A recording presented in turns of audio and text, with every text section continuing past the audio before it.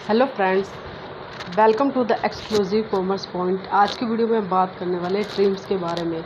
TRIMS इसकी short form है, असली में एक है ट्रेड रिलेटेड इन्वेस्टमेंट मेजर्स, इसका पूरा नाम। उसके बाद इस वीडियो में हम बात करने वाले ट्रिम्स के बारे में, इसके मीनिंग के बारे में, ऑब्जेक्टिव्स और फीचर्स के बारे में। सबसे पहले हम इसका मीनिंग देख लेते हैं ट्रिम्स का। दिस एग्रीमेंट कंक्लूडेड इन 1994, मतलब कि एग्रीमेंट जो है ये कब किया गया था, मतलब कब इस पर पहुंचा गया था कि भैया एग्रीमेंट करना है। और ये बातचीत किसके बीच में हुई थी?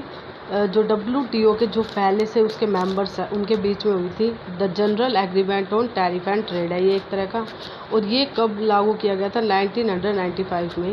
The agreement was agreed upon by all members of the World Trade Organization, मतलब WTO के जितने मेंबर्स हैं उनके बीच में सहमति हुई थी। इसके trade related international measures is one of the 4 principal legal agreements of the WTO trade treaty, मतलब WTO ट्रेड ट्रीटी के 4 जो लीगल एग्रीमेंट्स हैं उसमें से ये एक है। TRIMs are rules that restrict preference of domestic firms, मतलब कि जो डोमेस्टिक फर्म्स हैं उनको जो चुनते हैं, जो भी बिजनेस के अंदर, मतलब हम उनको ज़्यादा प्रेफरेंस देते हैं, तो उस पर इसमें रोक लगाई गई। And thereby enable international firms to operate more easily within foreign markets, जिससे क्या कि इंटरनेशनल फर्म्स भी आसानी से फॉरेन मार्केट्स के अंदर अपना मतलब व्यापार कर सकती है। Policies such as local content requirements and trade balancing rules, मतलब जो भी नीतियाँ बनाई गई थी लोकल कंटेंट को यूज़ करने की, या फिर ट्रेड बैलेंसिंग जो रूल थे जो कि हम पहले यूज़ करते थे, और जिसके अंदर हम डोमेस्टिक इंडस्ट्रीज़ को ही ज़्यादा से ज़्यादा प्रमोट करते थे। And combat restrictive business practices, और जिसके अंदर क्या था कि रिस्ट्रिक्टिव हम मतलब चीज़ें करते थे, जैसे इन्वेस्टमेंट को रिस्ट्रिक्ट कर देना है, और भी जैसे कि हमने इंपोर्ट पर कुछ रिस्ट्रिक्शन लगा दी कि भाई हम इतना इंपोर्ट कर सकते हैं, तो वो सारी बैन हो गई इसके अंदर। उसके बाद ट्रिम्स कमेटी बनाई गई जो कि क्या करती है, इसका मतलब कि ये ढंग से काम कर रहा है या नहीं कर रहा है, इसको सब जगह लागू करती है एग्रीमेंट को। And allows members the chance to consult on any appropriate matters, और ये मेंबर्स को भी मौका देते कि वो मतलब सलाह कर सके किसी भी मैटर्स के ऊपर जो मतलब इस एग्रीमेंट से रिलेटेड हो।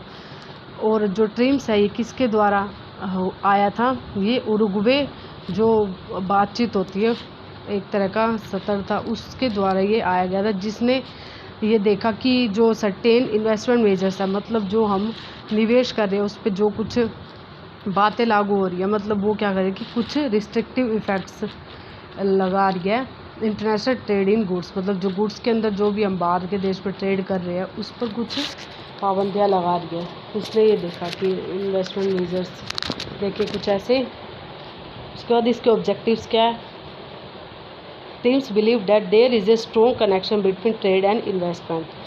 टीम्स ने देखा कि जो ट्रेड और इन्वेस्टमेंट है, मतलब व्यापार और जो हम निवेश कर रहे हैं, इनके बीच में क्या है कि स्ट्रॉन्ग कनेक्शन है।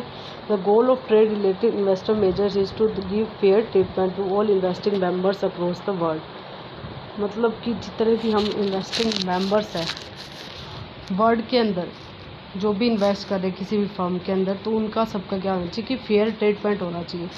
As the TRIMs deal says, members have to inform the WTO Council to buy and sell various services and goods of their current trims that are incompatible with the agreement.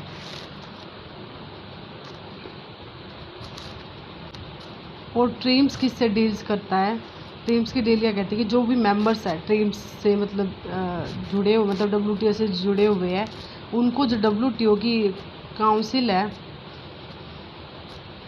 उसको inform करना चाहिए जो bye और cell हो रही है services या goods की करंट ट्रिम के अंदर, जो कि इस एग्रीमेंट से मिलती नहीं है। मतलब उसके बारे में भी बता सकते कि कौन कौन सी मतलब जो बाय और सेल हो रही है। उसके बाद features of TRIMs, it only applies to investment measures related to goods trade, मतलब ये सिर्फ गुड्स से रिलेटेड जो भी ट्रेड हो रहा है उस पर ही अप्लाई होते हैं investment measures. This does not apply to service trade, service trade पर ये अप्लाई नहीं होता है TRIMs. It does not regulate the entry of foreign industry और इन्वेस्टमेंट, मतलब कि ये क्या करता है कि फॉरेन इंडस्ट्री और इन्वेस्टमेंट की एंट्री को रेगुलेट नहीं करता है कि भाई कितनी इन्वेस्टमेंट होगी या कितनी नहीं होगी, उसको रेगुलेट नहीं करता है। It is about the discriminatory treatment of imported या एक्सपोर्टेड प्रोडक्ट्स। और ये क्या करता है कि जो मतलब भेदभावपूर्ण जो भी ट्रीटमेंट हो रहा था इम्पोर्टेड या एक्सपोर्टेड जो प्रोडक्ट्स थे उनका, उसको ये सही करता है, उसको बैलेंस में लेके आता है। Concern measures were apply to both foreign domestic firms.